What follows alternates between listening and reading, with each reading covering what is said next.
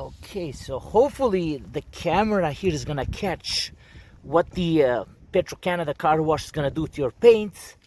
Let you see the angle. So you see, it starts off right from here where the bristles, the dirty bristles caught it. You see, and on a black car, it's really gonna show.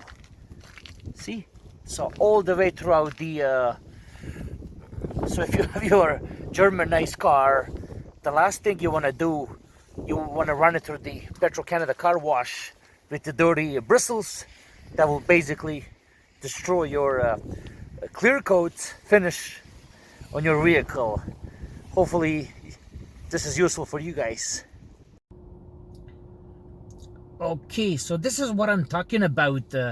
This is the Petro Canada Super Wash, and as you guys can see, there is a vehicle going through this car wash.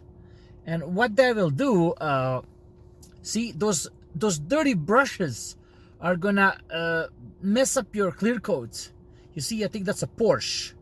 You see, and what's even fascinating, it's a black car.